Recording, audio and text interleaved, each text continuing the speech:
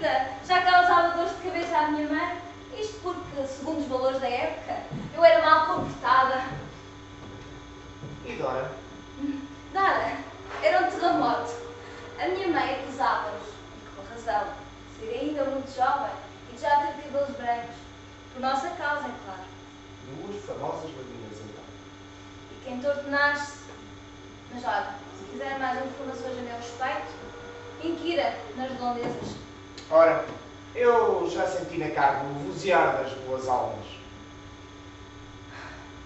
A nossa amigável conversa está prestes a terminar.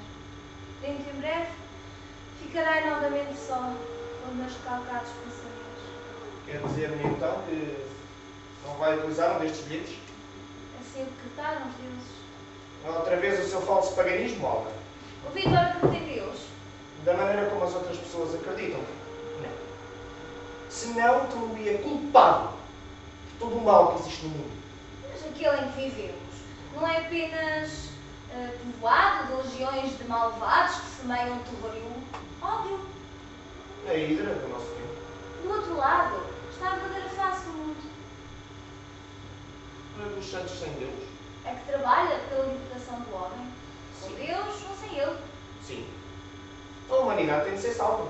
Mas como passar a fronteira das trevas para a luz? Esse é o grande dilema. Estamos através do amor.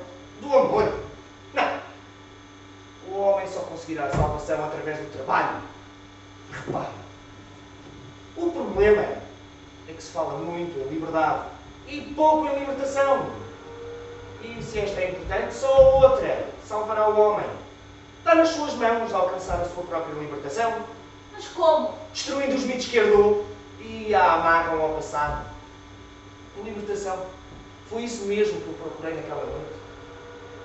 Porque é que a verdade é tão simples, afinal? Porque o homem vive de conceitos e não de realidades. É a árvore a esconder a floresta. Curioso, não é? Mas não pensemos mais nisso. Olha, o importante é que estamos aqui os dois, conversando amenamente como dois velhos amigos. Longe do mundo. Maravilhoso. É verdade. Pensar que há algumas horas eu nem sequer sabia da sua existência. Como alguém uma vez disse, nós somos dois companheiros de um dia entre o céu e a terra. Foi um prazer tê-lo conhecido. Se o Vitor acreditasse no destino, teria tudo explicado. Desculpe, mas eu dessa ideia não comungo. Aceitar que uma ideia me controla a vida é negar o meu livre-arbítrio. Não concorda? Em princípio, assim é. Eu não vim aqui ter por acaso. Foi tudo minuciosamente planeado, pensado até ao último segundo, até a hora da fuga eu escolhi. E a liberdade não pode ser jogada com cartas viciadas. Você fugiu de quê? Dos outros.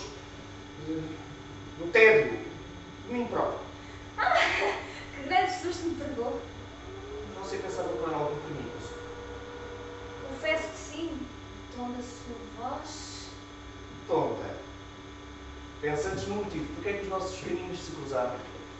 Apenas mais alguns minutos. Não importa quantos. A realidade é que nós estamos aqui, os dois, sentados, cavaqueando como todos bons e velhos amigos. São mais 5 minutos. Depois, você partirá, como tantos outros passageiros que eu vejo marcar aos sábados. Eu creio que os vai apanhar na decisão. Tem sido a minha vida. Senão uma longa sucessão delas. Eu refiro-me à minha pessoa. Hoje não vou usá-la. Mas qual a razão? É muito simples. Sabe que eu gosto deste pequeno piador. É acolhedor. E estes azulejos têm à partida uma serenidade que não se vê, mas sente-se. Essa desculpa não me convence. Arranje outra. Por outro lado, está bem enquadrado na natureza. E não destrói a beleza que esta tem. Você é um farsante. Ouça, o comboio aproxima-se. Pegue na sua mala e vá-se embora. Para onde? Para a estação indicada no bilhete. Eu raras vezes o vi. Geralmente apeio a meio da viagem. Está a brincar comigo? Seria de mau gosto fazê-lo. Muito bizarra que pareça a minha atitude, creio que estou na estação de chegada. Mas é absurda a sua atitude. Diga-me antes lúcida. Mas por que o faz, Vitor? Pegue na mala, por favor. Decidi não seguir viagem e não adianta insistir, minha amiga. E vai passar o resto da noite aqui? Eu sozinho até confesso que não gostaria. Mas como tenho isso ninguém. É louco! Desculpe. Afinal, agora já sou eu. Eu vejo já o meu irmão, todos me conhecem. E então não se sentirá só. Agora, somos dois.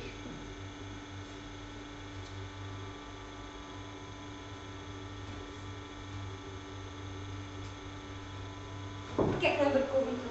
Tu tinha sido mais simples. Pois bem, eu vou ser totalmente sincero. Eu, como já lhe disse há algumas horas atrás, eu nem sequer sabia da sua existência. Entrei neste apiadeiro para apanhar o primeiro comboio que aparecesse. Mas a vida tem destas surpresas. Umas boas, outras más. E a mim aconteceu uma primeira. Encontrámos-nos. Conhecemos-nos. E, sem me dar conta, constatei que este apiadeiro, em vez de ser o meu local de partida, era a minha estação de chegada. Muito hábil a sua argumentação. É natural que assim pense. Até porque me conhece superficialmente. Não era aquele que dizia que no mundo há mais rostos que homens, mas cada homem tem vários? Pois bem, qual será o meu rosto? Este, que tão atentamente observa, e onde já se notam algumas devastações do tempo e da vida? Ou aquele outro? O de um jovem irreverente, que amava a vida como um bem supremo, bom e generoso, mas cujos valores da sociedade já não eram aqueles a fugir. Eu julgo que não é essa a interpretação que podemos dar ao pensamento dele. Se o homem ou mulher possuem pelo menos dois rostos diferentes, não importa olhar aquele que se exibe, mas que se esconde. Esse é que é o verdadeiro. Então, como descobrir o que tão encoberto está? Pelos atos e não apenas pelas palavras. Ouça, malda! Porque paradoxal que isto me pareça, de hoje em diante não será igual nas nossas vidas. Eu não estou a ver a diferença. Porque fecha os olhos e recusa a luz. Olha, aprendi na escola que duas linhas paralelas nunca se encontram. E eu aprendi que toda uma pergunta tem uma resposta. E você foge dela, rodeada de cruz. Eu já respondi. Eu só quero ler dos seus lábios o que eu vejo nos seus olhos. Um dia, Dora... Não atire constantemente com dor à cara! Eu sinto que ela é um escudo por onde você se esconde. Talvez porque sempre desejou ser apenas a sombra dela.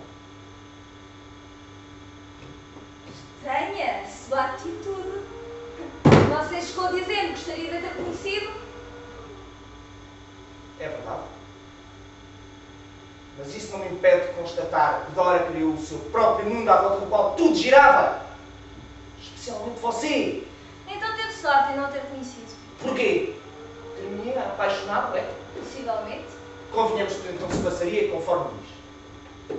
Mas nada invalida a ideia que você se pagaria de boa vontade para que Dora brilhasse em todo o seu esplendor. Eu, de certa maneira, só existia porque Dora precisava de mim. Tive consciência disso no dia seguinte ao regresso de Dora e Marco da sua viagem de negociação. No dia anterior tinha chegado uma carta do procurador da Avó do Brasil. E apesar das advertências desta, Marco decidiu ir com Dora ao Rio resolver os problemas com o procurador, enquanto eu ficaria junto da avó. Mas de quem partiu a ideia de ficar na chácara com dona de companhia? De Marco, quer dizer, depois de se assegurar da concordância de Dora. Dora, Marco, Alba. O triângulo está completo, mas parece-me perfeito. Por favor, mudemos de assunto. Só há um que vale a pena falar. Nós.